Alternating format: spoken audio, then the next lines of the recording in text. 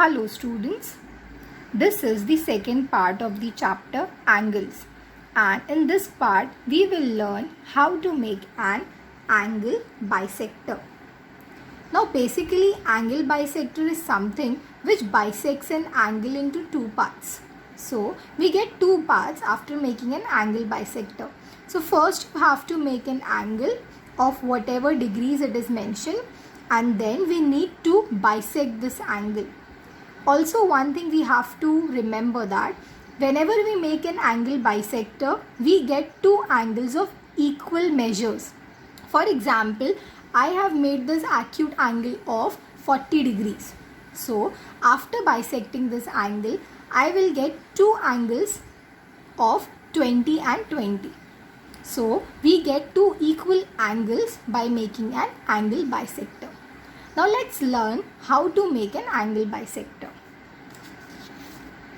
Now here I have made a right angle, that is X, Y and Z, and this is of 90 degrees. Y is the vertex. Now what we have to do is we have to take a compass and the pointed end we will put at the vertex, that is Y, and we have to take a random measurement. Okay, for example any random measurement I have taken, and we will bisect, or we can say we will draw an arc here. Okay, so first step is what? To keep the pointed end and draw an arc of any measurement. Okay, then we will name this arc as, for example, T and S. Okay, then we need to measure T and S. Okay, so here I have measured from this compass, that is T and S. Then we will put this pointed end at S and we will draw an arc here. Then again we will put the pointed point at T and we will draw another arc here. Okay, and wherever these two arcs meet, that is our point. For example, here I have named it as O. Then we will take a scale and we need to join both the points, that is point O and point Y. We will join these both points with using a scale.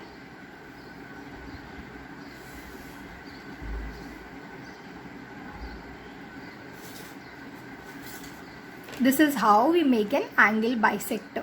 So we have bisected this angle, and this angle will be 45 degree, that is X, Y, O, and this angle, that is O, Y, Z, will also be 45 degrees. So this is how we make an angle bisector for right angle. Now in same way you can make an angle bisector for an obtuse angle also. So what we will do is, again we will take our rounder or the compass. We'll put the pointed end at B. Then we will take any random measurement, and first thing is we need to draw an arc. So here we will make an arc and we will name this arc. We can name any namings you can put. For example, I have written here XY. Okay, then you need to measure X to Y. Here we have taken the measurement. Then we will put the pointed end at Y. We will draw an arc from Y.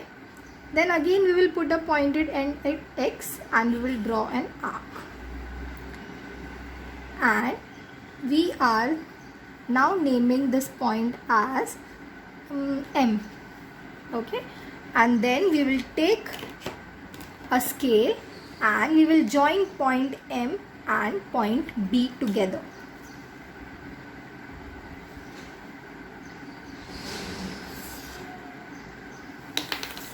So this is how we make an angle bisector. And here we got two angles, that is angle ABM and angle MBC. Okay, so this is an angle bisector for an obtuse angle.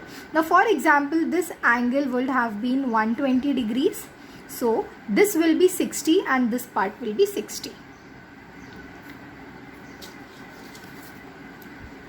Let's now see how to make an angle bisector for an acute angle. We will again do the same method. We will take our compass, we'll put the pointed point at M and we'll take a random measurement and draw an arc. Then we will measure this arc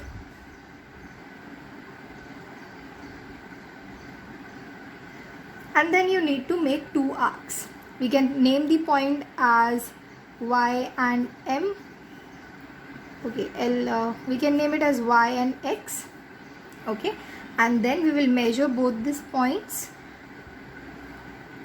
draw two arcs from Y and one from X, and we will join two points. You can name it as T.